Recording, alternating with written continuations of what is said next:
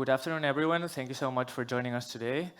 My name is Martín Jiménez. I'm the Vice Chair of CCL, and today we are delighted to have with us Professor Bryan Caplan from George Mason University, and I'm delighted to introduce him. But before that, let me just say a few words on our organization. CCL is a non-partisan think tank founded by members of the civil society with the aim to foster and promote the ideas of civil liberties, open societies and free markets. To do so, we organize conferences, debates, dinners, we publish research reports and articles on the press, and we also try to promote our ideas through building coalitions with the private sector, policymakers, academia and citizens. So today I'm also especially grateful to our friends from the Mises Institute in Barcelona. So before moving on, Alex Viladot from Mises will address a few words. Thank you. Okay. Thanks, Martí. So I have been asked by the von Mises Institute of Barcelona to welcome you all on their behalf and to make a small presentation on our organization and co-introduce our guest here. The Mises Institute is a classical liberal organization whose mission is to spread, reflect on, and educate about the virtues and benefits of an open and free society.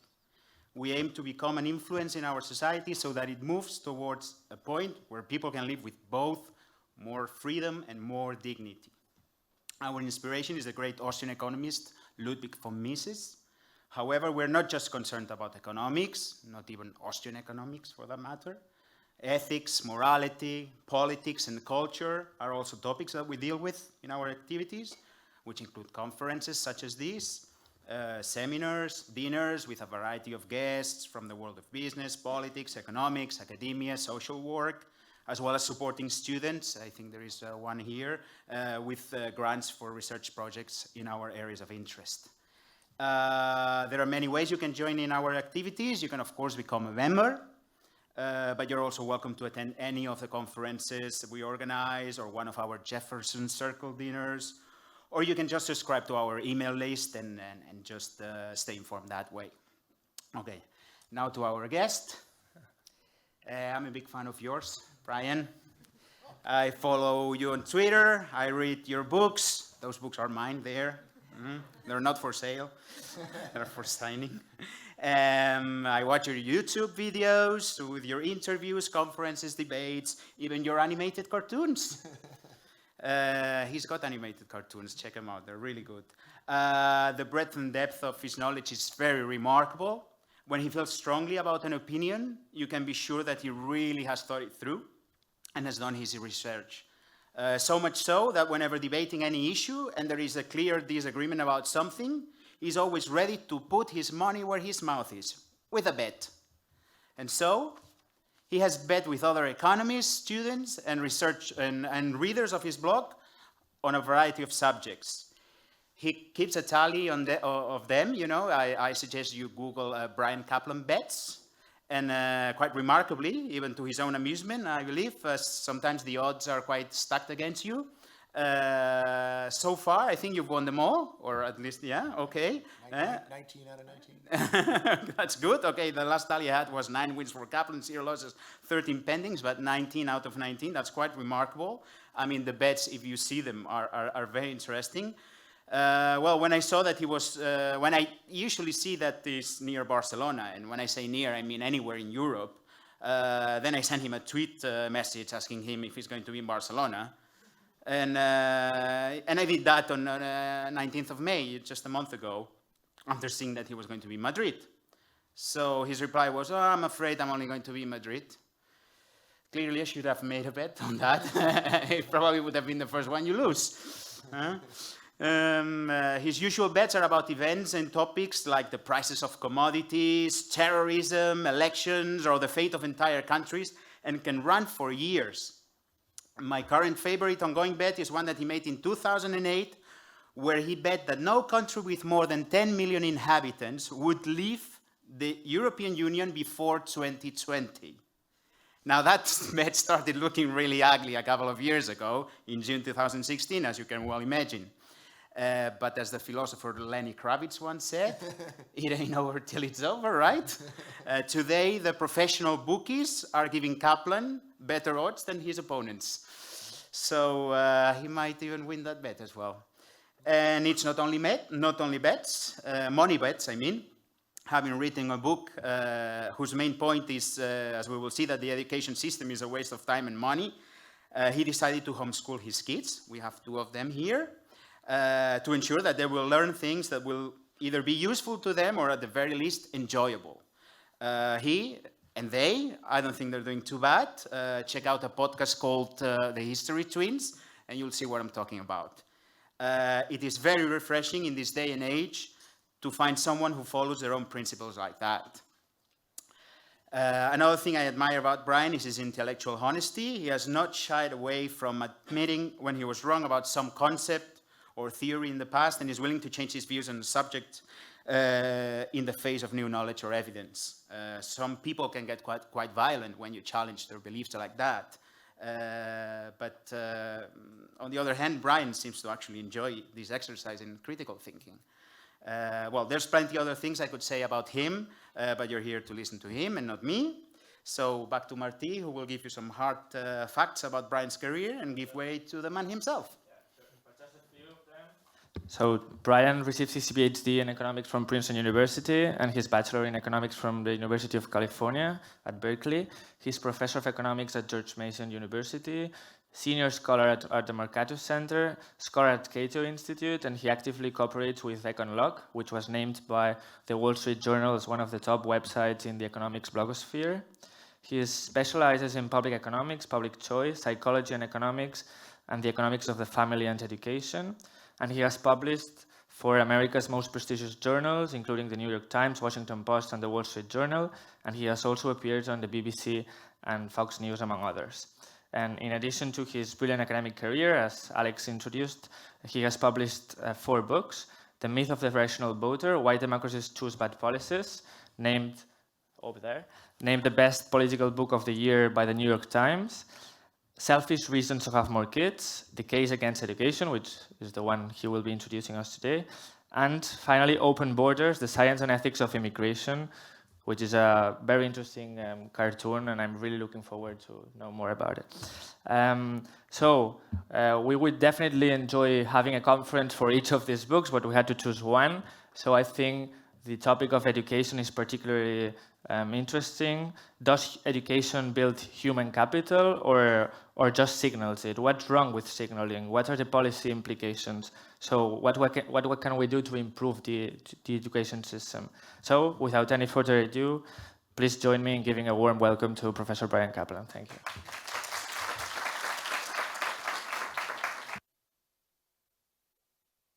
Wow, thank you so much. I hope I can live up to that. Let's see, so you were both speaking so fast that I feel like I don't have to slow down, but maybe I should still slow down. So is this okay? Is this speed okay for everyone? Everyone? Okay, don't be shy. All right. Okay. Let me just start with the normal view of education. So this is definitely the normal view in the United States, and I am guessing that it's the normal view here too, and it starts with this. We need more and better education. We need more and better education.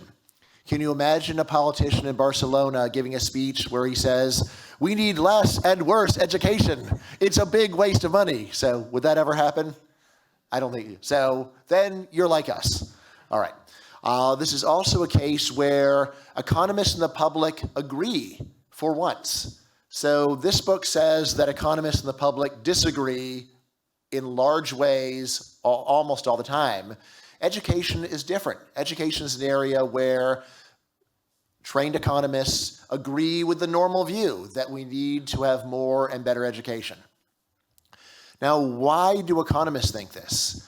Well, economists try to measure the financial rewards of education the same way they measure the rewards of running a business, right? So they try to think of educational investment as being like any other investment and then look at the numbers. And when they do this, they come up with a quite high estimate of how much education pays, right? And many economists assume that this proves that education builds human capital, builds human capital.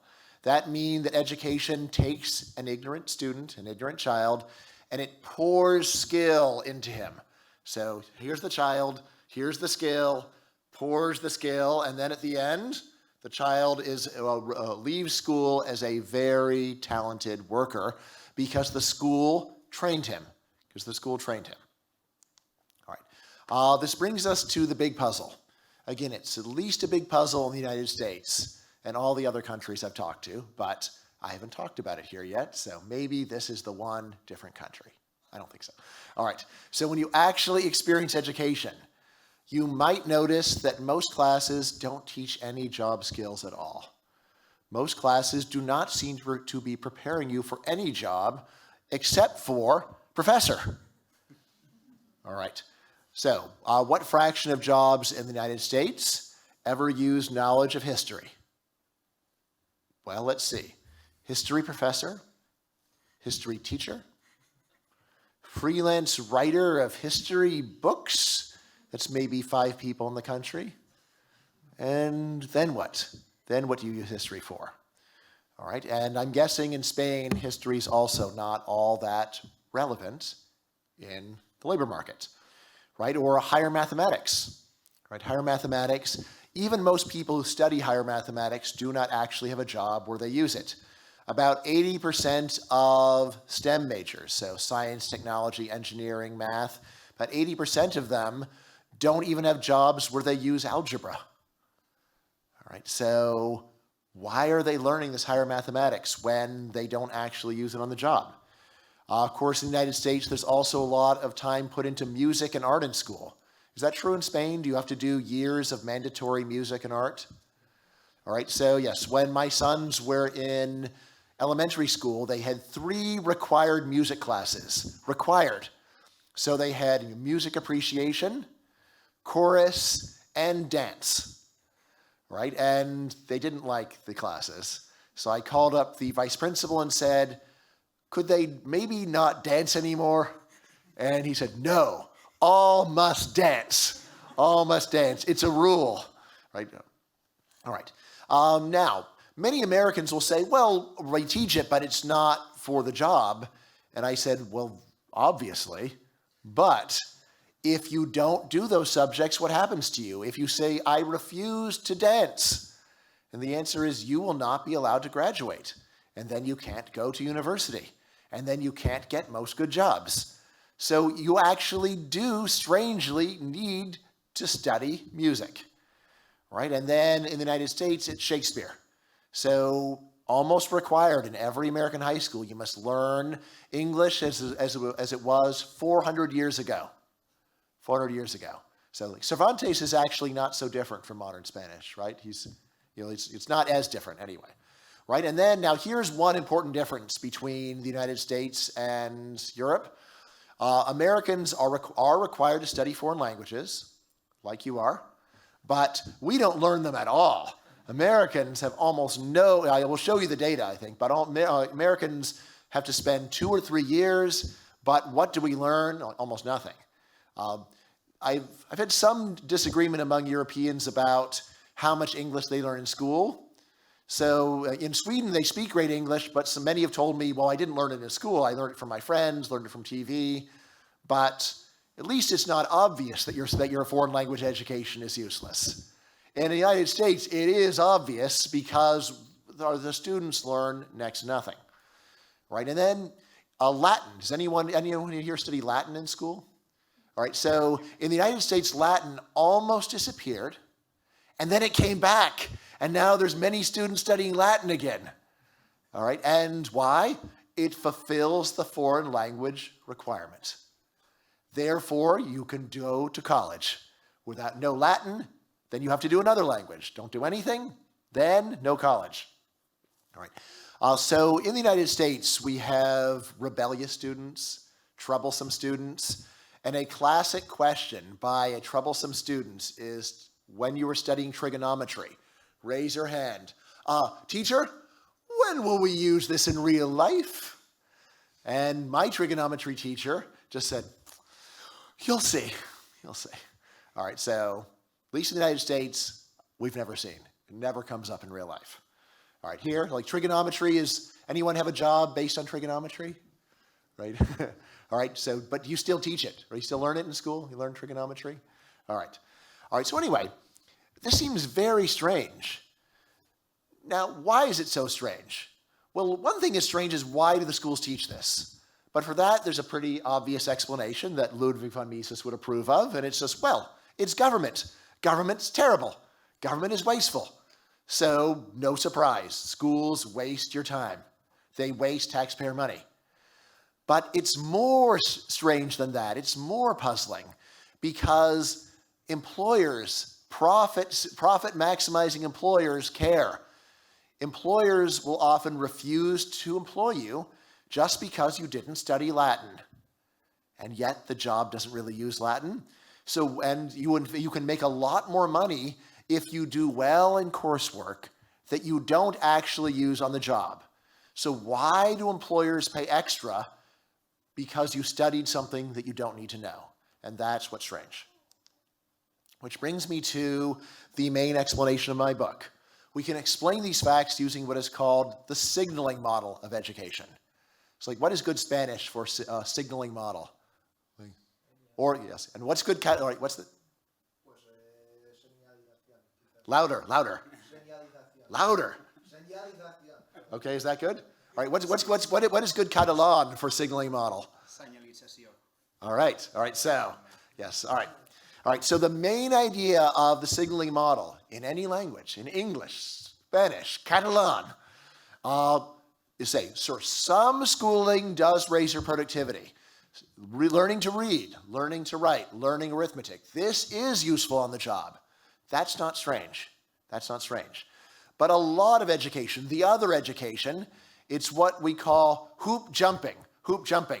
Like there's a hoop and you jump through and you say, ta-da, look at me, I jumped through a hoop. I jumped through 10 hoops. Look at how great I am. That. So like in the US, sometimes a kid will do something and go, Mom, look at me, look at me. All right, so that's the idea. All right, and what you are showing off, or so what's a good Catalan for showing off? Vacilar. Vacilar, okay. All right, to show off or to signal your intelligence. Look at my incredible intellect, your work ethic. Look at how hard I work, or your conformity. Look how I do just what we're supposed to do. I did everything required. So what's good for conformity? Do you say conformidad in Spanish? Sí. Conformidad. Okay. All right. Good. Conformismo. Conformismo. Yeah. All right. So the key assumptions of signaling models. First, we need some differences between people that are hard to see. So when I look at this room, I can't tell who are the good workers and who are the bad workers. There's some of each, I'm sure. Some of you are good, some of you are bad. All right. But some differences are hard to see, right? When you do an interview for a job, employers can't just look at you and say, good, bad, right? It's hard. Can an employer just ask you, so would you say you're a good worker or a bad worker? Right? It's not a useful question because almost everyone will say, good, great, I'm fantastic, hire me. All right? So we need these hard to observe differences. That's first, right? If you know the truth, you don't need signaling. Secondly, we need these differences to correlate with something that you can see, like grades or diplomas. So it doesn't have to be a perfect correlation. There can be some bad workers who are good students.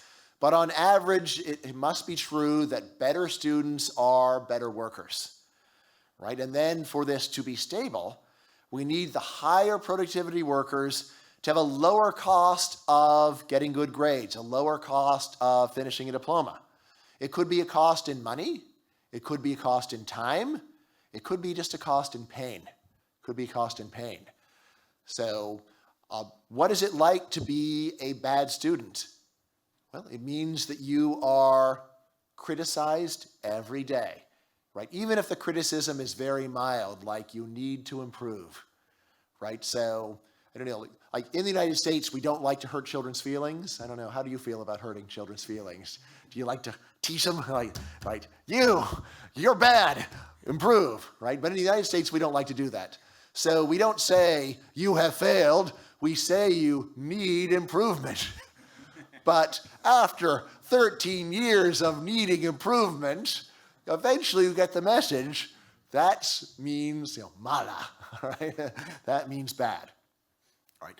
Now, in signaling models, the market will reward you. Employers will reward you for showing how good you are, even if what you show does not directly matter at all. You might hire someone because they won the National Latin Championship. The job doesn't use Latin, but employer might say, I think if he could win the National Latin Championship, he can learn how to be a banker. And that's a good enough argument. That's how signaling models work. All right, now why should you believe me instead of the normal view? I say the strongest reason to believe me is just to look at what students study. Look at curricula. So do you have that word? Yes. So look at what students are required to study, how students spend their day. All right, so here I know the data for the US. You can think about or tell me what it is like here. All right, so in the United States, when we measure the time of high school students, only about 30% is spent on English and math. So only 30% is spent on reading, writing, and arithmetic. Over 40% is spent on arts, foreign language, history, social studies, subject students are almost never going to use again. We can also see the same for US college majors. So in the book, I go through a list of majors. I say less than 25% of graduates have credibly vocational majors. Majors where you can say it's vocational and not laugh. So like agricultural science, computer science, mechanical engineering. All right, these are not funny majors. But if I say medieval history, all right, you can't say that. Not like he's being trained for a lifetime of making money studying medieval history. All right, it's ridiculous. All right, economists will often get so agitated, they'll say, what about engineering? All right, well, what about it? It's about 5% of all graduates. About 5% of graduates do mechanical engineering, electrical engineering, chemical engineering. It's easy to think about, but it's very rare, right? And if you've been to an American college, it's easy to see why hardly anyone does it. Because engineering is a lot of work. Engineering's hard. If you just study history, you have a nice, easy life. All right. Now, these are measures of educational inputs. These are measures of time or the number of students that do a major. But the other thing that I do in the book is I try to look at measures of actual educational output. So input is the effort. Output is the result. All right, so I look at measures of actual learning. Now, here is one important problem. We measure learning often in the United States, but almost always we measure the learning of people at the end of a school year. Why is this a problem? Because psychologists have studied human learning and they've reached an amazing discovery. People forget what they learn. People forget. If you don't use it, it goes away. So, and here is an important question. Do employers want to pay you money for what you used to know? What you knew long ago? No, employers want to pay you for what you know now. Who cares what you used to be good at? What matters is what you are good at now. All right, so what I did for the book is I tried to find measures of adult knowledge. And then I say, let's assume schools cause 100% of all adult knowledge, which is a generous assumption. Of course, schools don't really do it, but what is the best story we can tell about what people learn in school, right? And what we find in the United States is that adult literacy and numeracy are very poor. So I'd say about a third of adult Americans are almost illiterate. They can barely read, barely do math. All right, but at least so you say, well, 2/3 do. All right, great. All right, so 2/3 do learn it, but Then when we look at knowledge of the other subjects that you must study in school, look at knowledge of civics. So that's like government, history, science, and foreign languages. We find shockingly low scores. Let's see, okay, so just to give you an idea, for foreign language, remember, typical American high school student does 2 or 3 years of foreign language. If you go and ask adults in the United States, did you learn to speak a foreign language very well in school? Less than 1 person in 100 says yes. Almost no one in the United States even claims to have learned to speak a foreign language very well in school. Many Americans say they speak foreign languages well, but they learn it in the home, right? Or they learn it because they live in another country. All right. Second reason to believe that I'm right and other people are wrong. Yes, the handsome rewards of useless education.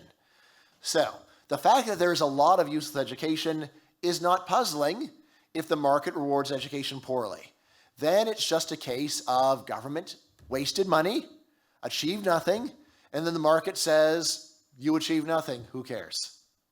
That's not a complicated story, right? It's a frustrating story, but it's not hard to understand, right? So at least in the United States, when you want to get a driver's license, it is a horrible ordeal, horrible suffering of getting a driver's license. You go to the bureaucratic office, you get a number, you sit in line, you wait and suffer. I don't know. Is it like that here too? It's worse. Okay. All right. Yes. Yeah, all right. What? All right. So yes. All right. I expected that. I was waiting for you to say that. All right. But anyway, at least in the United States, the market rewards education very well. Now, I should say one thing, which is that while education pays in every country that has ever been studied, the United States is near the top in terms of pay. In terms of learning, we seem to be average at best, but the financial rewards of education in the United States are near the maximum of any country studied. Canada and Great Britain are also high, not quite as high. So I think Denmark is among the lowest. Now, I've also heard their education system is, in terms of learning, is pretty good, but in terms of money, not very good. Puzzling. All right, or maybe not puzzling. All right, so in the US, the market rewards education very well. Now, if you know social science, you will be ready to say, but what about, all right, so in the book, I think about these objections. So this is true after you make many adjustments. So you make adjustments for the intelligence of the students. Now, maybe it's the smarter students get more education, and that's true. But if you look at people with the same intelligence scores, but some have more education, the ones with more education make more money. Or you might look at the income of their family. Or you might look at how good looking they are. Yes, more educated people are better looking on average. It's science, all right? Right, it's statistics. All right, but anyway, if we can make a lot of adjustments, and it is true that simple estimates overestimate how valuable education is. So in the United States, the average college graduate makes 73% more money than the average high school graduate. After you make these adjustments, it's a smaller difference. But still, there's a large payoff for education. All right, and so what's nice about the signaling model is it allows us to believe all the facts. It lets us believe all the facts. Because we have the facts about learning from psychology and education research. We have the facts about earning from economics and from sociology. And the signaling model says both can be true. Education teaches very few useful skills, but it leads to large labor market gains. And that's just what the signaling model says can happen. All right, now, further arguments for why I think you're signaling. I don't know, has anyone heard of the American comedian Jeff Foxworthy? All right, his humor actually would probably make no sense to you because all of his humor is about, you might be a redneck, right? You know, what is a redneck? It's like a campesino. All right, it's like a peasant, an American campesino norteamericano. Okay, all right, and I assume this would make no like who cares or but anyway, he's popular in the United States because his jokes do make sense to us. But anyway, you might be signaling if you bother to enroll or pay tuition. Actually, so is college free in Spain or not? Yes. All right, but anyway, if you bother to apply, if you bother to go to wait to find out if you're officially accepted before you go, you might be signaling. Why? So just to make it more exciting. So now, do you know how much it costs now to go to Harvard officially? The official price for Harvard? 60,000. More, like it's about 70,000 now. $70,000 a year, plus room and board, so like 85. All right. Most people don't actually pay that, but rich families will pay this much money, right? They might pay even more to donations, so that you show extra attention to my child, right? Anyway, so like $85,000, right? Now here is the interesting thing: if you want a Harvard education, but you don't want to apply, or you think you couldn't get accepted, and you don't want to pay $85,000 a year, here's the good news: you don't have to. Just move to Cambridge, Massachusetts, and start attending classes. No one will stop you. They don't check your ID, right? They don't ask for your passport. It's not like a Spanish hotel where you have to give them your passport. Like, why do you need my passport? All right, but Harvard's not like that. Anyone can come in and start learning as much as they want from as many professors as they want. If you are compulsively honest and you go to the professor and you say, I'm not really a student here, do you mind if I take this class? Most American professors will first look like, what? And then they get a little tear on their cheek. You want to learn what I have to teach? This has never happened before. What a wonderful day this is. You are most welcome. All right, that would be a normal professor's reaction. Because normally, professors paying students don't come to class. Steven Pinker, you know him? He has been voted the best professor at Harvard, the best teacher at Harvard, more than once. And yet, his classroom looks like this. The enrollment should fill all the seats, but the attendance is this. At Harvard, best university in the country, best teacher at Harvard, the students don't come. All right, now why does this so signaling? Well, if you were there to actually get the learning, you would have to stop people. People would be coming to get free education. You would have to check. You would have to check their passport. Did you really pay for this education? It would be like in the movie theater where someone makes sure you have a ticket. But education is not like that. It's like a movie where anyone can come, but the movie theater's empty practically. All right, so, and why? Well, if you go and get 4 years of free Harvard education, you have saved $340,000, but there's one little thing you won't have. You won't have, your diploma, right? You won't have any record you went there. And as a result, almost no one in the country bothers to get free Harvard education. This is just what signaling would predict. People would rather pay that much money to go to a school hardly anyone has heard of, but to get the piece of paper, because then it can still get you a job. You might be signaling if you worry about failing the final exam, but not subsequently forgetting what you learned, right? Because if you're going to school to get skill, then you should be very worried that you might forget what you learned. Oh my God, I learned it, but then I forgot it. Employers won't want me. But actually, of course, students study right before the final exam to get a good grade, and they don't think about it again. And employers look at the grades, and do they say, oh, I saw you got an A in medieval history 5 years ago. All right, so tell me about Alfonso the 11th. Never happens. Good grade. So what's the difference? Well, if you are being hired for your knowledge, then forgetting should cost you.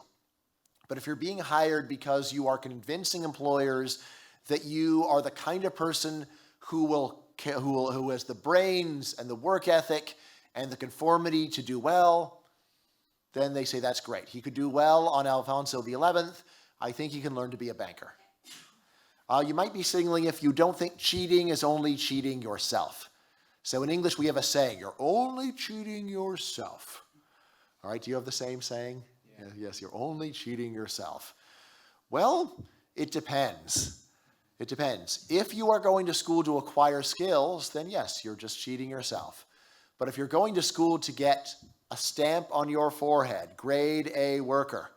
Well, let's see, in Spain, a 10, a DS is the best you can get. All right, you want a DS on your forehead.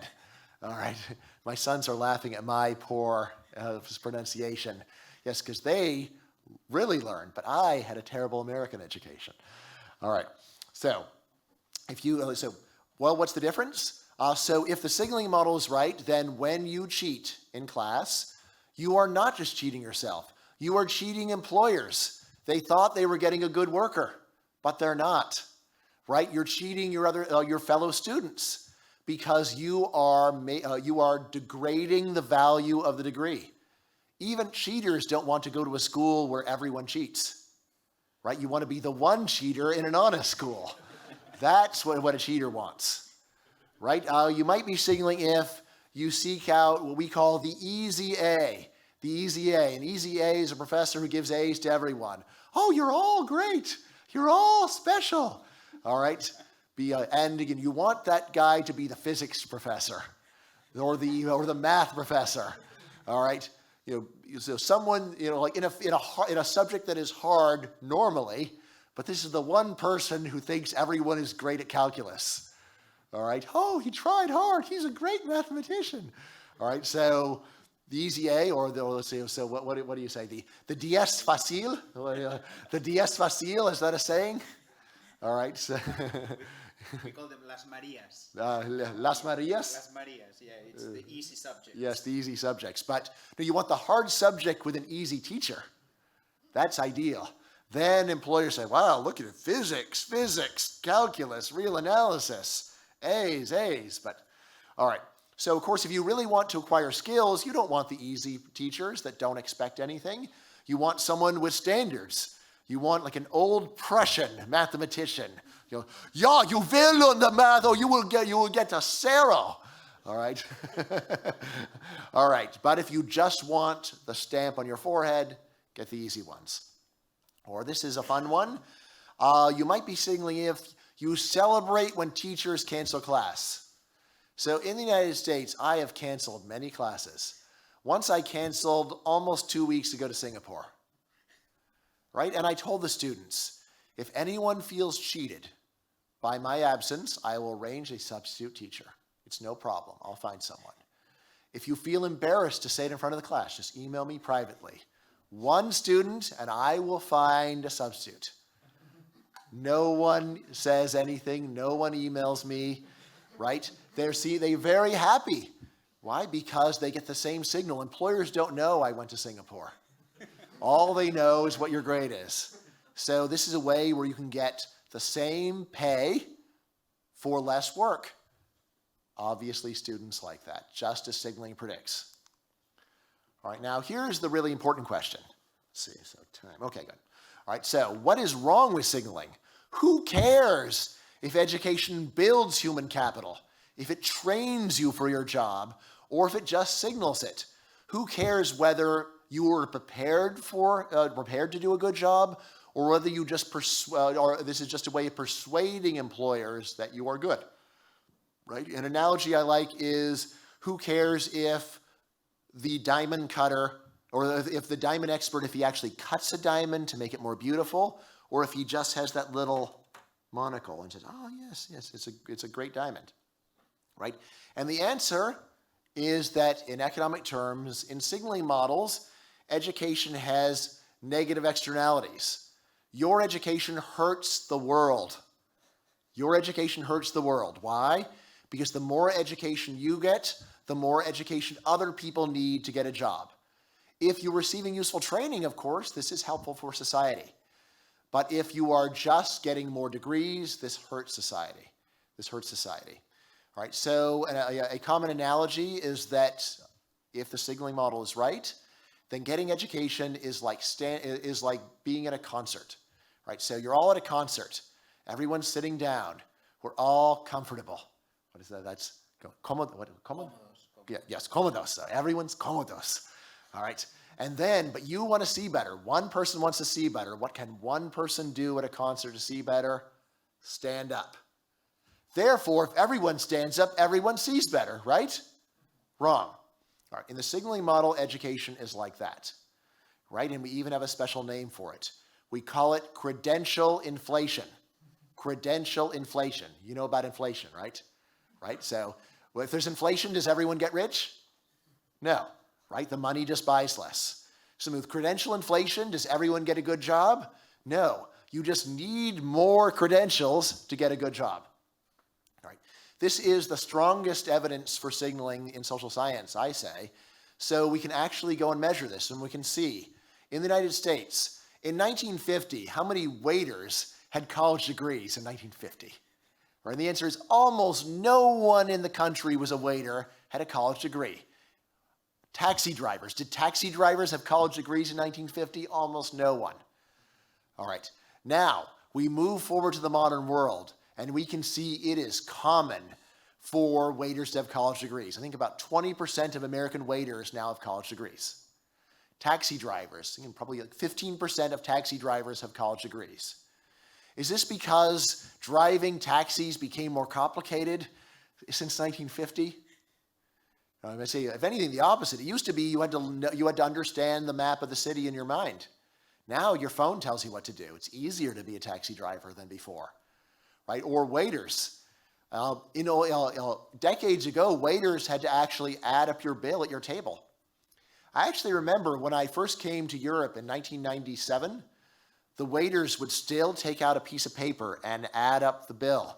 Back then, they didn't, and they were accurate.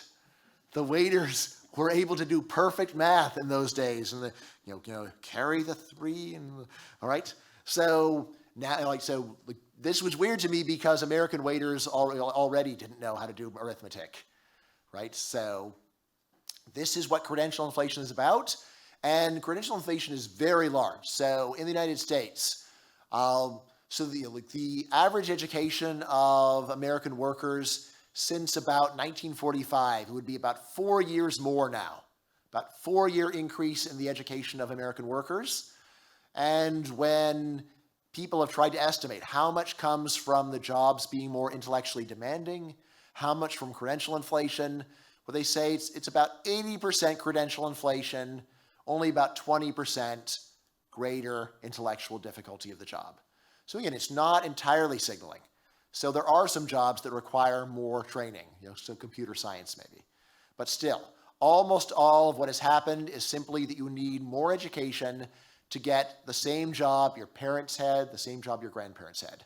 And that's the negative externality. When you get more education, you are making credential inflation a little bit worse.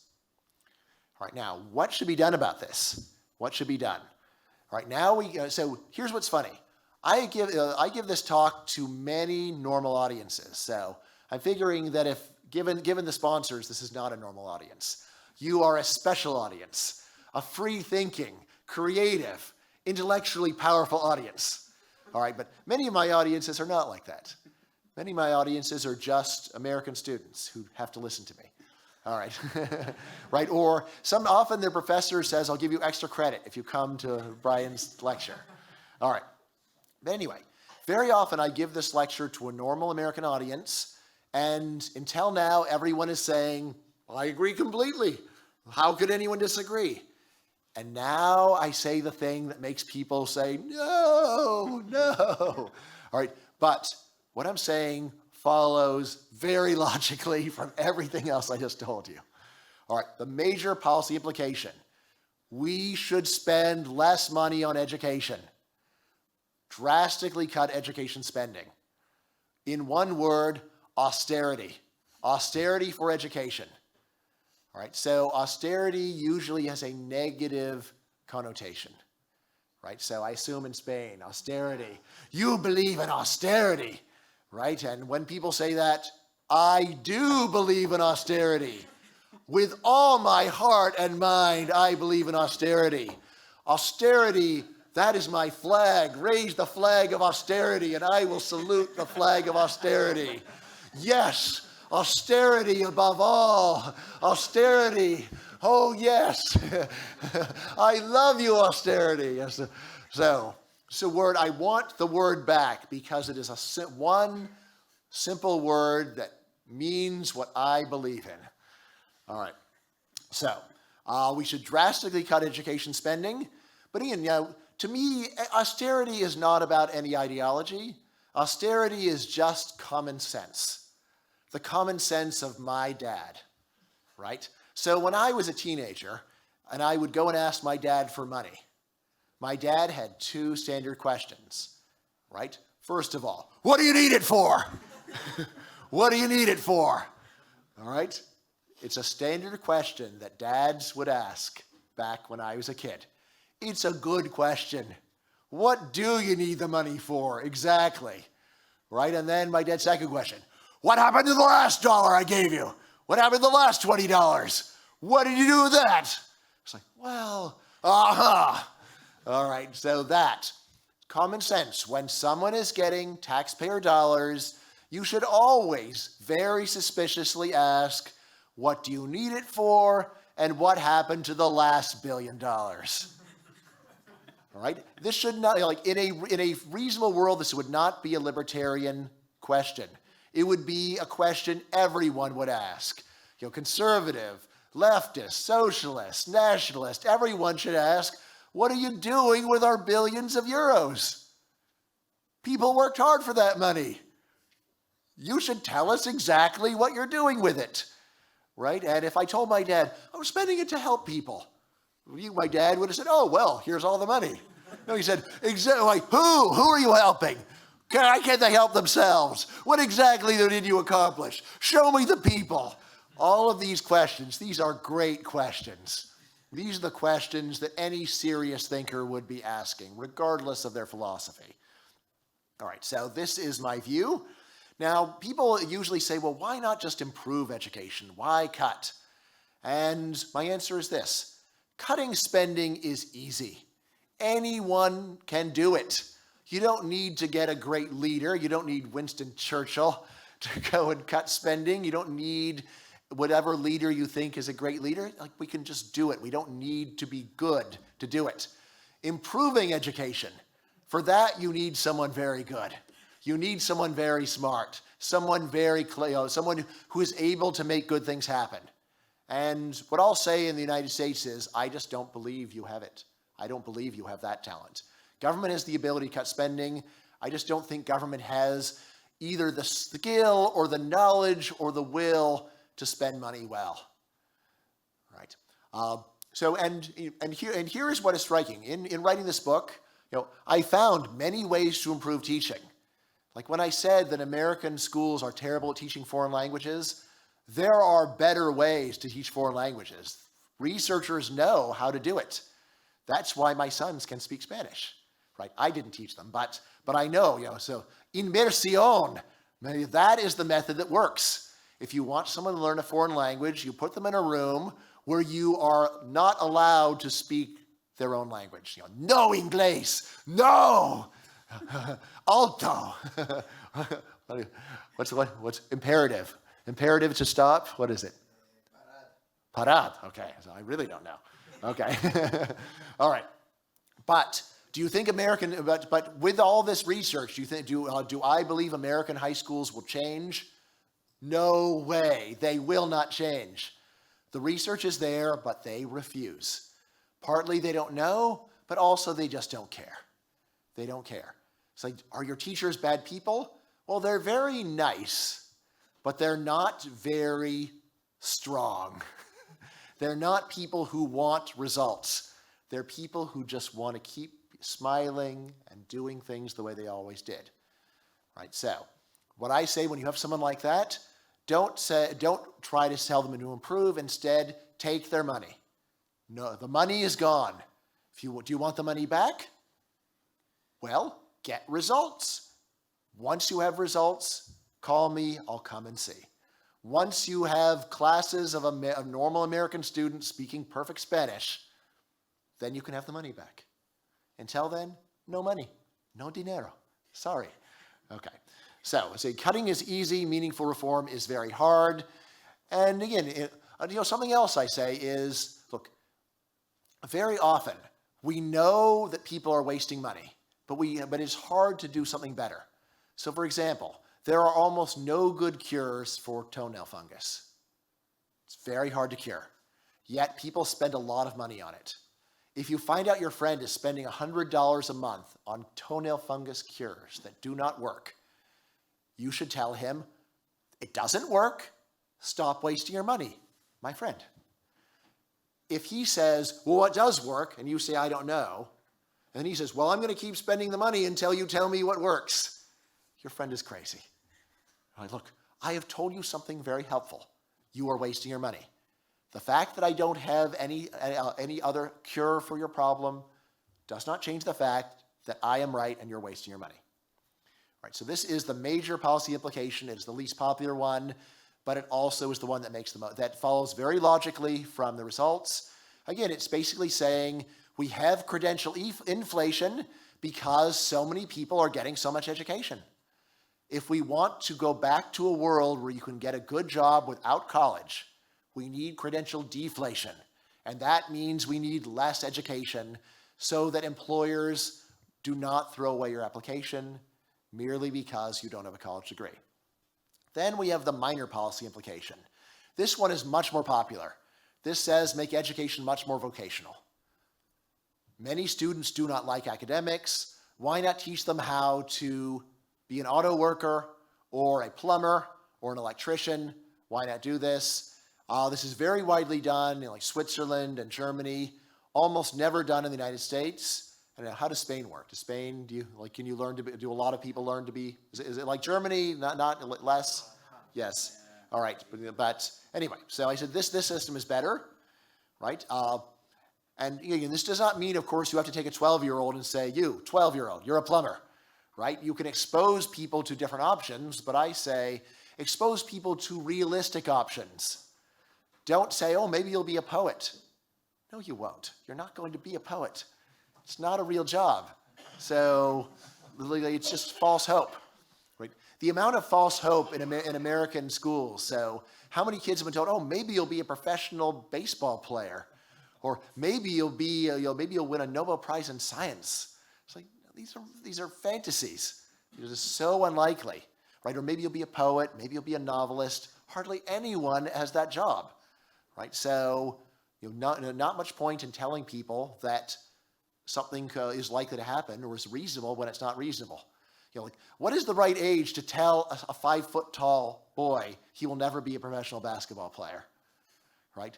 Say, like, don't tell him when he's 5 years old, but, eventually you have to tell him. It's hopeless, right?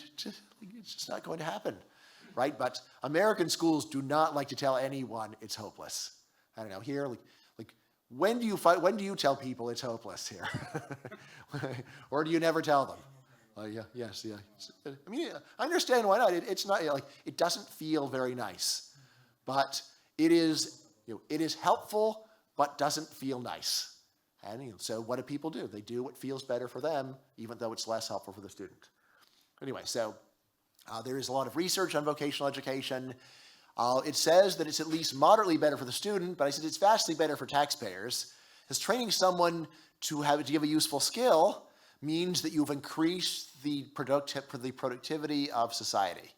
So it's just a better investment to train plumbers than to train poets, because the poets are not going to use that poetry. Instead, they create credential inflation.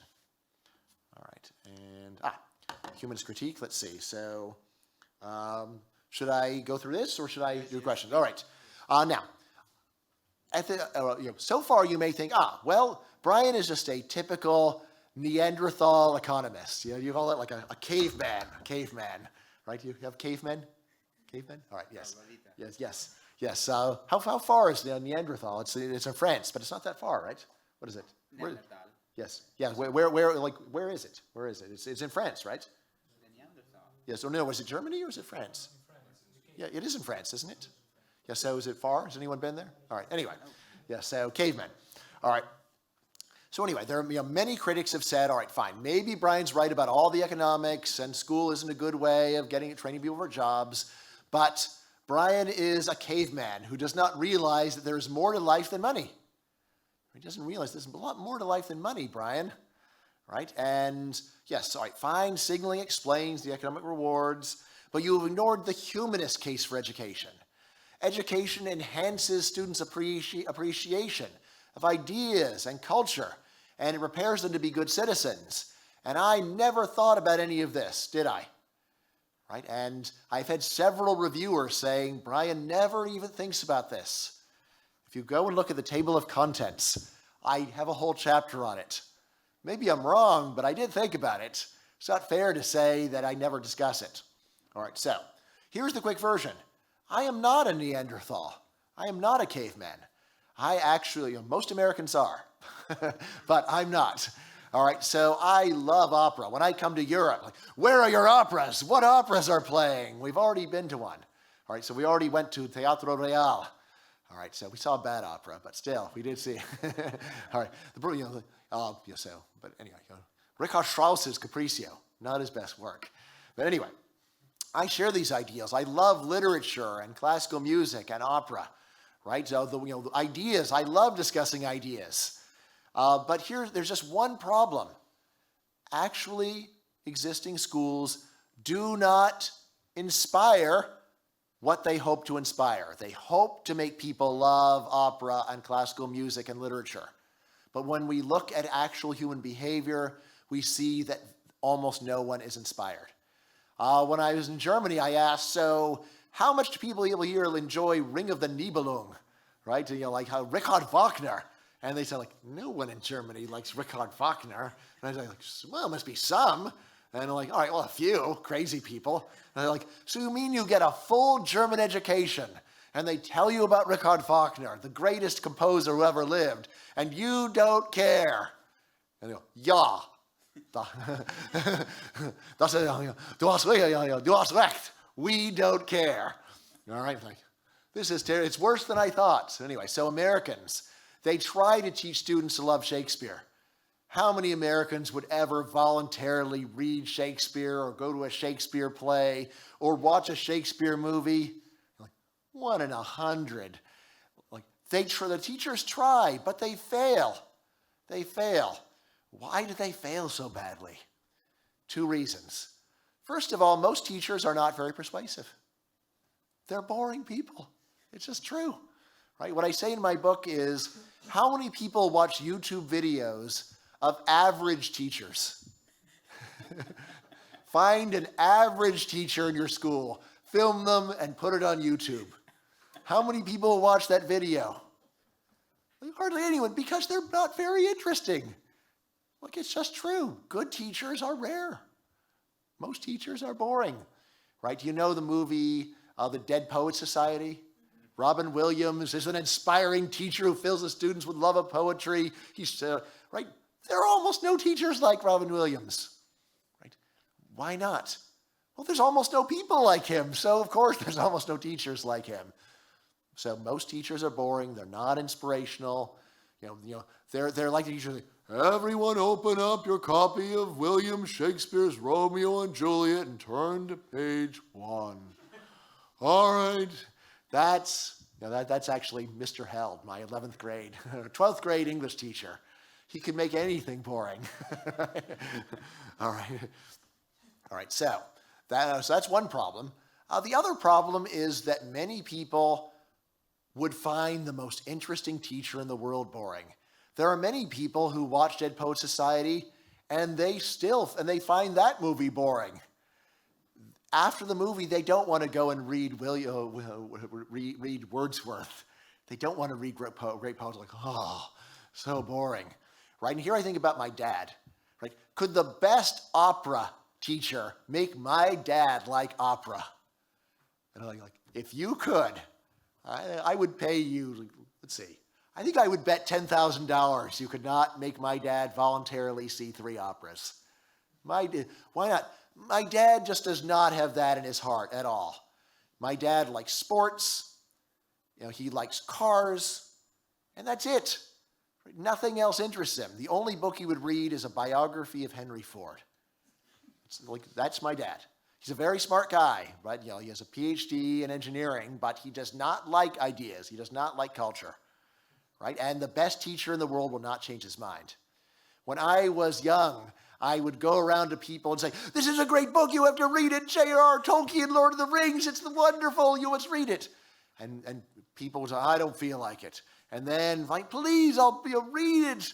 I'm like, look at it, boring, right? And that's how most people are. So that's the problem. That's the other problem, right? And now, when I was a kid, I said there must be a way to make people love Tolkien. Everyone should love him, right? And the older I got, the more I realized I don't think there's a way. And the fact that schools say they're trying does not mean they are succeeding. We have to look at the evidence, and what we see is they are not succeeding. All right. And finally, what about good citizenship? The evidence here is similarly unpleasant. There is some evidence that education moderately changes students' political views, but the main method seems to be that when you put people in college, who do they talk to? Other people in college, and they influence each other. There's just one little problem. If you put the college graduates together so they talk to each other, then the people who don't go to college, they talk to each other, and they also influence each other, right? So I say this explains a lot about the rise of Trump. College graduates don't like him, but he still won because the college graduates talk to each other and they say, oh, he's terrible, terrible, terrible. And then the people who didn't go to college, who do they talk to? People who didn't go to college. And they say, oh, he's talking sense. I like that guy. That guy talks straight. All right? So that's the problem. So socially isolating college graduates, it does change their views through conformity. Mostly people don't want to be the one person in college who has views that other people in college don't have. But it automatically shifts the views of people who don't go to college in the opposite direction. All right, so the net political effect is actually unclear. All right, and I'll stop there. Thanks you very much. Thank you very much. Oh, could you pass the water? Oh, yes. Thanks a lot. So happy to take any questions. Yes, please. So first of all, I think your Spanish is great. Right. But you need to work on your... Take that, sons. Take that. All right. So the first thing is, how did we get here? Is government the only explanation? Because an economics critique could be, okay, yes, signaling, but also matching. It improves the conditions in the labor market, productivity, increases. Yes. So in the end, it could be that the net effect is positive for externalities. Right. And then I know you're a big proponent of the social desirability. Yes. So what would be the first school to say, no, we're not teaching algebra to our students? Well, who would bring their kids to that school? And then I wonder how signaling theory would explain certain facts, like, for example, the videos of linear algebra from MIT get 2 million views. So, okay, maybe there is some interest. Maybe it's students from other universities. Right. Okay. Okay, so you've got, I think that's 5 questions. Yeah, and I'm I'm going to forget I have some another of them. one, but... All right, so let's start with the last one first. The online views or online education. Here's what we see with online education. A lot of views, but almost no one actually takes the tests. Right, so my colleagues have an online university, Marginal Revolution University. They put an intro econ class there. 10,000 people signed up. They offered an exam. How many people took the exam? I think it was 5. 5 people out of 10,000 took the exam. So what I say is that online education for now, it's what we call edutainment. Edutainment. Educational entertainment. It's like reading a blog or watching educational TV. People do it for fun, but it does not get you a job, right? So that's what's going on for now with it, and it's why. By the way, so one of the people at Marginal Revolution University, my colleague Alex Tabarrok, 10 years ago, he was worried we were going to lose our jobs because of online education, and I used my model and said, "Don't worry, Alex, everything's fine." And my favorite argument was, I said, well, look, Alex, in 8 years, your son will be of college age. Will you let him go to an online college? And he just said, no son of mine's going to go there. And exactly. And you know who else will say that? All kinds of other middle-class parents will say that. And because of that, the signal will remain. All right, then there's the question, the first one. So isn't there, like, how did we get here? So I say it's a mix of several things. It's not just government. And because we can see private colleges and private schools have very similar curricula. So I say really what government has done is they have added gasoline on the fire, right? But a lot of it is just conformity. Why do we do education the way we do it? Because we did it that way 50 years ago. Why did they do it that way 50 years ago? Because people did it that way 50 years before that, and so on. And you can actually look at paintings of schools from 800 years ago. There's a painting of the University of Paris in like 1200 AD, and it looks almost exactly like this. There's a person in front talking, then there's a bunch of people taking notes. I guess no one here is taking notes, but students taking notes. They're taking notes using wax, not pen, but it's almost the same thing, right? And again, like, how can it be? Well, if a lot of it is to signal conformity, this gives you a lot of lock-in. It freezes things in the same way that people keep wearing, not everyone, but like the suit. This is a very uncomfortable uniform for Madrid, especially, right? Right? Yes, it works. Humidity. Yes. So I figure you have sea breeze, but right. So yeah, it's this is uncomfortable. But if you are in business, you don't want to be the first person that doesn't do it, right? So now, of course, sometimes things change. But normally, if people show their conformity in a way, it stays and stays and stays, right? So I think that's how we got here. Then you had your second question was, what about the matching function? So here what I'll say is, there is value having some signaling, but the marginal signaling, I don't see that we've gotten better matching from adding 4 extra years of education. And the question, do we have better matching in the United States? I think we have better matching just from decline in discrimination, things like that. But for white males, do we have better matching, at least noticeably better than in 1950? I don't think there's much difference. Again, I'm not sure about this, but that is very much how it looks to me. Is that you get some matching value, and then people say, well, what kind of signaling will we do instead? On-the-job training is also provide signaling, right? You can see who's doing well in their on-the-job training. If so, promote them to get more training, right? So that I think is my alternative. And by the way, so my favorite analogy for what I'm saying in the book is this: to a large degree, education is a passport to the real training. Where is the real training? On the job. Education is what you use to travel from the country of school to the country of work, because there are people at the border saying, I don't know, you don't have the right diploma, so you can't come in. But it's only after you're there that you really learn how to do your job. Okay, and I'll skip 2 other questions so we can come back. What will be your advice for any private company trying to disrupt this higher education sector? Going back to the suit, taking into account that it's close to a social rule that you should go to college. So what would be my advice for any company trying to disrupt this any company trying to do what? To disrupt. Disrupt. So yes, I do have some friends in education startups. I guess my first advice would be to say, don't think this will be easy. Right? Remember, this is a system that has lasted for hundreds of years. So don't think that this is not like the music industry, where it wasn't around for that long and you came up with something else. This is going to be a harder industry to disrupt. If you want to do it, what I would say is probably try to partner with an existing school. So try to find a school that is relatively flexible and say we want to have a system where we bring in your students to learn, and then if you can go, and then once the students are there, if you find good ones, then you can say, hey, well, maybe you don't really have, we'd be willing to give you a good job even if you didn't finish.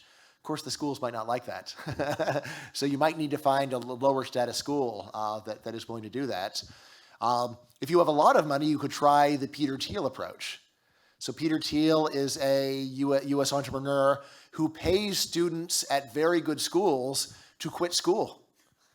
He says, here's $100,000 to quit school. It's a scholarship to not go to school, right? And you apply and you say, I have an idea about something I would do instead of school. So it may be to start a business. It may be to invent a product. So if you have a lot of money, you can try that. Let's see. So other thing, something else you could do is, if you have like an education startup, you could go to business and say, we have special students, we have screened them in a special way. They may seem unusual, but they're very hard workers. So like maybe we could have a partnership where you take our very best students. So you could do that. Now, I have a friend named Isaac Morehouse who has an education startup, and he says that he's able to get students good jobs without college. But then when he describes it, it's like, okay, well, I can see how this could work, but it can't work for many people, because he says, well, look, my students, like before they go and they interview with many firms, they go and they do weeks of research on each firm, and they try to then produce a product similar to the product the firm produces. So when they arrive, they can say, look, I am already producing products that are just as good as yours or better. He tells his clients, find out what the employer is doing and improve their product, and then show up at the interview and show them the improved product. All right, well, I can see that you could get a job with that, but how many students could ever do that?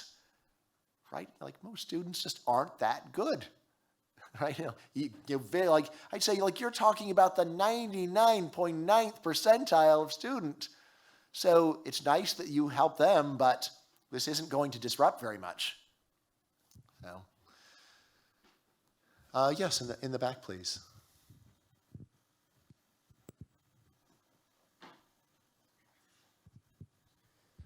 Yeah, I had a question. Why do you think, and maybe it's a loaded question, let me know if you think it is, but why hasn't the market corrected for this signaling effect? What we would expect is that the best hiring companies would probably see through the signaling thing, right, and get the best people, and then the next would follow through. That would be like the normal market correction that you would probably expect. Right. So I don't claim businesses are making a mistake. I say that businesses are actually doing the profit maximizing thing given the system. So why hasn't the market fixed it? 2 reasons. 1, massive government subsidies for the status quo. So in the United States, all levels of government pay about $1 trillion every year in favor of the status quo. I have had some economists say the current system passes the market test. And this is where I say, are you crazy? The current system gets $1 trillion of government subsidies every year. That is the exact opposite of passing the market test. This is like saying that government sports stadiums paid for entirely by taxpayers pass the market test. No, they fail the market test. So that is a big part of my answer, is imagine how much less education there would be if the government didn't subsidize it. So that's answer number 1. My second answer, though, is that conformity signaling is a very big part of what you're signaling, and conformity signaling is inherently very hard for the market to overcome. It's like, why isn't the market switched to easy English spelling, right? So you notice how English spelling is a terrible system? It's awful. Any fool could design a better system of English spelling in an hour, right? So get rid of the letters C, Q, and X. We don't need them. We just made English 15% simpler, right? But if a business were to say we're going to switch over to simplified spelling, that would not work for them, right? So I say that when part of what you're signaling is conformity, it is very hard to innovate. It is very hard to disrupt. Think about this. Suppose someone says, I've come up with a creative new way to show everyone how conformist you are. Who is going to be the first person to say, oh, I want to try that? Is it going to be a conformist person? No, it will be a nonconformist. So I say there's what we call a catch-22 for innovative conformity. So I say that is another deeper problem with market innovation here, is that there is this lock-in. Do you have the phrase catch-22? Catch-22? Yeah, it's from a famous English novel. It's The plot of the novel is that there is a pilot who says he's going crazy. And he says, look, I'm going crazy. And they say, oh, no crazy person would ever say that, so you're sane. And then he says, fine, I'm sane. And they say, great, then you're still a pilot. So this is one where whatever you say, you get the same answer. And that is what I say is the other problem with innovating with education is that since a lot of what you're trying to show is how conformist you are, if you did something different, it would actually, it'd backfire. It would blow up in your face. All right. Now, again, you may say, well, sometimes things change. Like the Japanese switched from kimonos to suits. And they did. All right. But it's really hard. It's really hard. Right? Or sometimes people do simplify spelling. So there's things like that happen. France did switch over from having many languages spoken in France to French. Right? Like they got rid of Provençal in France. But it's very hard, unfortunately. But anyway, but step one, cut the government money and see what happens. Maybe it will work wonders. Can I squeeze one more question in real quick? I've heard some people, I don't remember whom, maybe Bob Murphy, fellow at Mises Institute, say that they love your book, but they would probably change the title to something less provocative. I'm sure you've heard this before. Right, what would be your answer to that? Right, yes. So why not call it The Case Against Schooling? Because I say I feel like I'm controversial enough without changing the way people use words. So in the United States, education and schooling mean the same thing to almost everyone. So I don't want to say, or before you can read my book, you first have to change the way you use words. I always try to find out how do people already talk and talk the same way they talk, right? So like when I come to Spain, I don't tell you, look, stop saying no nada. That's a double negative, illogical, right? So, like in English, a double negative, not nothing means something. In Spanish, no nada means nada, right? So it's not my job to fix language. I just find out how people talk, and then I talk to them, right? So that's how I'll always try to do it. A lot when I write, I'm always trying to think, how can I explain this in a way that will make sense to the reader, right? So I don't say, listen, reader, you're using 5 words the wrong way. Here's the right way to use the words. All right, now let's talk. Because I feel like by that time, people don't want to read anymore. Yes, way back there.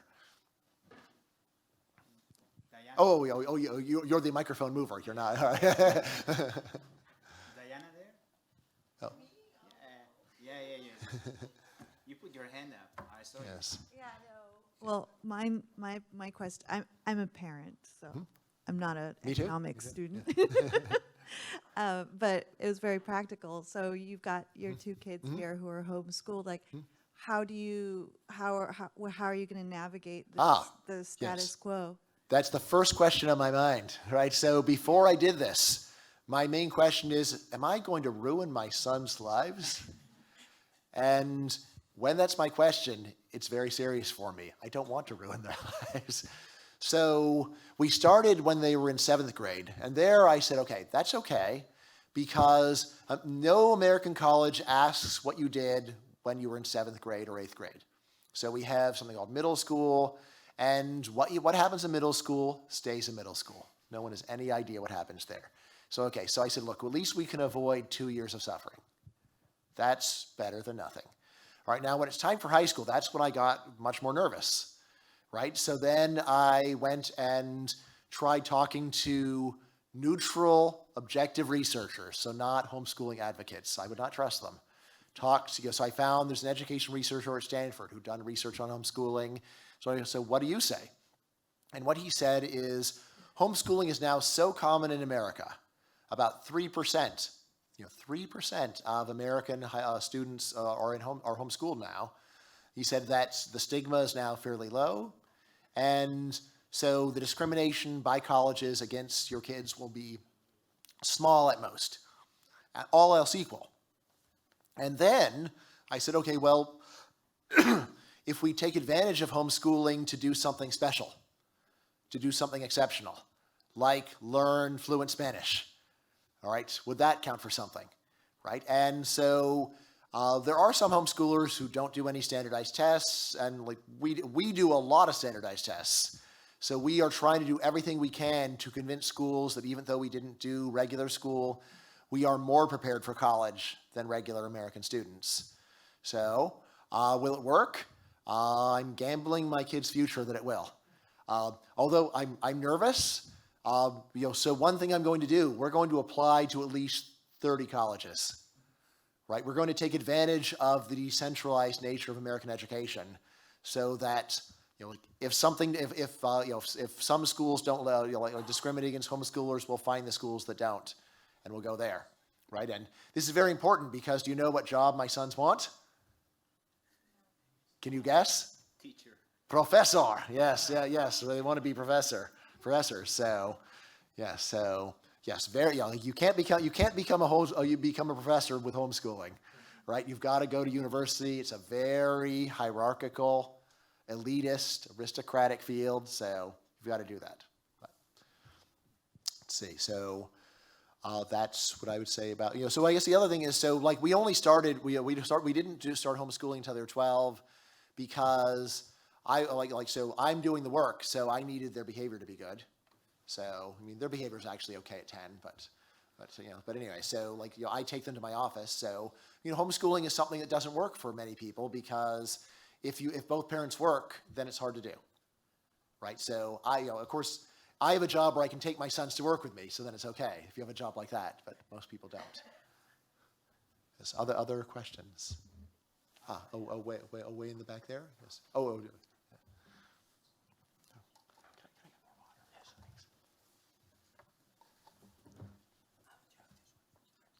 This one. Oh, thanks.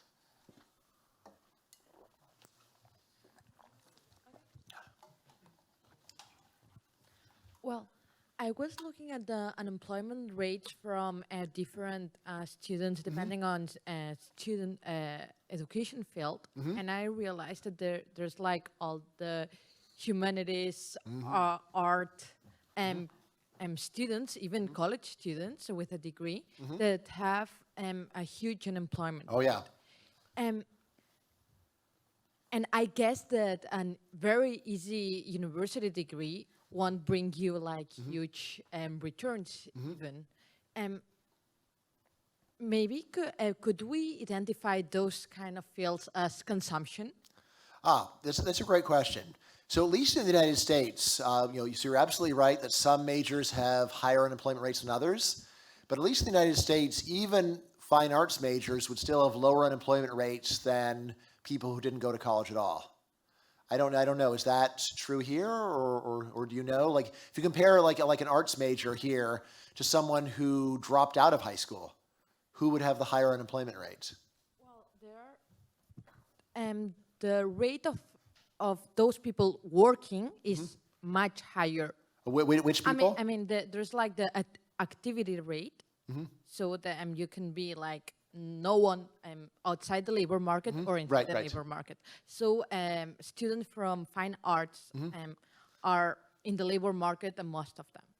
In comparison with most are. Most are. Yes. But then if you look at the unemployment rates with the average national unemployment rate, it's not so different. Right. Yeah, so that sounds like maybe it's the same as the United States, because it's just the worst majors are similar to the rest of the population, right? So part of it is consumption. Of course, part of it might be that they are children who don't understand that they are ruining their careers, right? So that's an 18-year-old makes a decision. Is that always a good decision? Not in my experience. So I have talked to many people who said I was in college for years before I found out that my major wouldn't lead to a job. It's why didn't you Google? Right? I didn't think of it. So there is that. So again, it seems likely that some of it's consumption. Although, the main thing that I would tell someone in fine arts is, you think that if you think that you're going to go and do a fine arts degree and then get an art job in the arts that makes less money and that leads you to a nicer life, that would be a good plan if it would work. But here's the problem.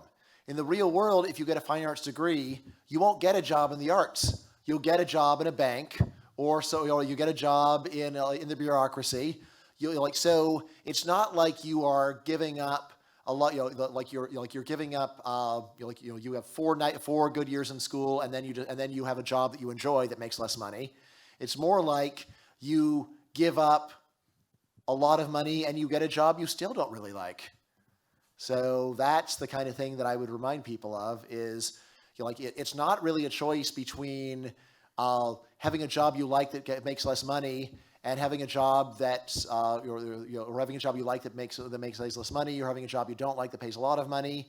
It's really 2 different kinds of jobs, both of which you probably won't like that much. But most jobs are kind of boring. But so at least keep that in mind when you choose your major. Sure. Let's see. Oh yeah, great. Yeah. Your next book is going to be about open borders. It's the case for open borders. Yes. This is the case against education. I think there could be one thing might undermine the other one. Let me explain.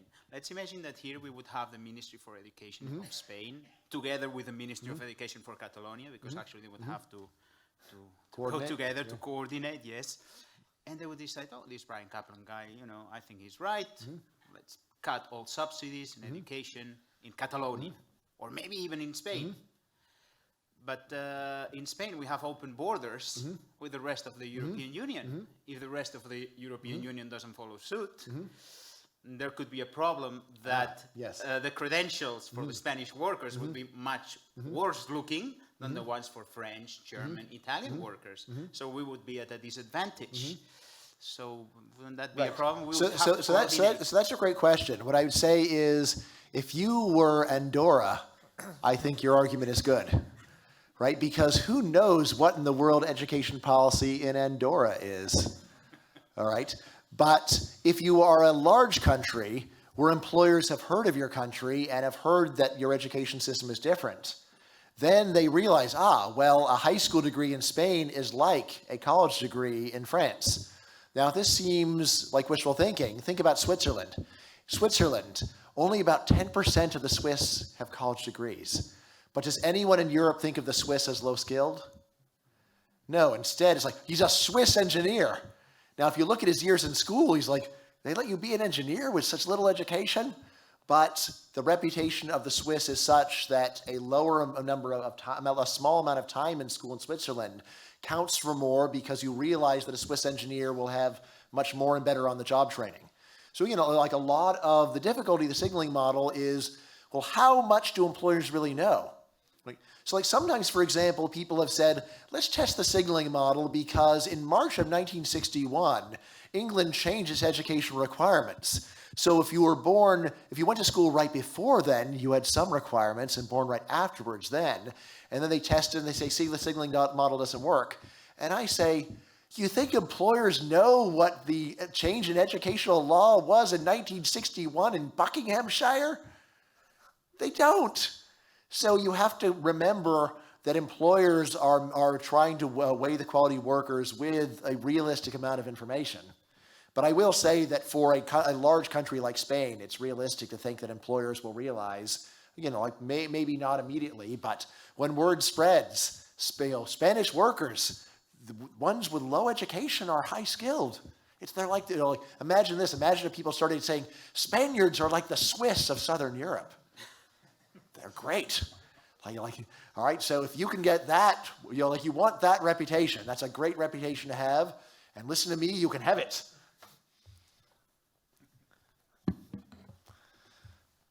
Yes. Oh, by the way, I thought you were going to say something else. I thought you were going to say that if you cut education, then immigrants won't be able to get skills or something like that. And that's where I'll say, unfortunately, one of the main things that makes immigrants a bad deal is if you have a lot of expensive education. Because if you have a lot of expensive education, then immigrants receive a lot of expensive education. And if it doesn't raise their productivity, that is a bad deal, right? So your question was much better. So I was thinking, this will be easy, but yes. What would be the practical consequences of this policy in high school and elementary school, not only in college. So I understand that in college it would mean less people going to college. Yes. But in high school it would be like less hours of class or what? Yeah, or I mean, I think it would be better if a lot of high school students weren't in high school and went and did apprenticeships. You know, of course, it could be a mixed version like German, where you're doing some school, some work. You know, I think that it varies a lot, but for different people and for different occupations. So, a lot more vocational education, but also some people just leaving school at an earlier age. I think this would make sense. For elementary school, you really have to have it because parents need daycare. Although even there, I would say we can do some great reforms. Like right now in the United States, there are so let's see, I'm trying to think. So how much playtime would Spanish first graders get? So you're in first grade, you're in Spain. How many minutes of playtime do you get where you can just play on the playground? Half an hour, 1 hour. Like an hour? An hour a day. An hour a day? 2 hours? So in the United States, you would be lucky to get like 30 minutes, right? And there are important school districts like in Atlanta where they don't give the kids any playtime at all, no playtime, right? And it's all based on a theory of they should always be being taught. They should always have assignments and work to keep them busy. I think the superintendent of schools in Atlanta, I think I quoted him in my book. What he said was so ridiculous. He said, "We don't think it's worthwhile for kids just to spend time playing. It's better if they're learning a useful skill like gymnastics." It's a quote. Like, how is gymnastics a useful skill? Like if he said it's good to get exercise, well, like they get exercise running around. So I would just give kids a lot more free time to play and enjoy life, which also costs taxpayers much less money. Right, it's much cheaper. So, it'd be much cheaper to do that, right? So, so I would say, give kids a small amount of time where you really make them learn reading, writing, and math, right? And then let them play, right? And part of play could be you can go to the library and read books if you like, right? Another strange thing about American schools: almost every American schools has a large school library full of books. These schools usually keep the library locked. No one can go into the library. To go to the library, there has to be a special project where the teacher takes the children to the library and they get the key and they open it up. But if the kid just wants to go in the library in his free time, it's locked. You can't go. Right? Why? Why is this terrible system? Why do you pay for a library and then say the kids can't use it? Right? And, well, then we'd have to have someone to supervise the kids and make sure they're not burning the books. And it's you have so much money for so many other stupid things. Why can't you just pay one grandma minimum wage to sit there and say, don't burn the books? Why not? Right? But, Americans are crazy, right? Right? So I was just doing an interview where I was saying, there's the one thing where I wave the American flag is for labor market regulation, where I say American unemployment, 3.6% right now, 3.6%, 50-year low, very low regulation in American labor markets. You can have this too, right? So do it the American way, deregulate labor markets a lot, right? But you've got to do it. All right, so. That's a good advice to end up with the, with the conference. Yes. So I'm afraid we've run out of time. Thank you so much for this. Thank you. You guys are great. Thank you so much. So provocative conference. We can keep on with the debate on Twitter, and hopefully we'll be able to present your next book on open borders. Yeah. And I've also read you have another one, which is Poverty, Who to Blame, right? Which is coming up next year, right? No, I might start writing next year. Okay, okay. So I do a lot of reading before I write. I try to just read a lot of different things from a lot of different people and learn before I learn. I try to become knowledgeable before I write. Right? It's a simple idea, but many people don't follow it. Well, anyway, looking forward to both of them. All right. So Thanks. thank you so much, and see you Thank around. you. Thanks. Thank you. Thank you.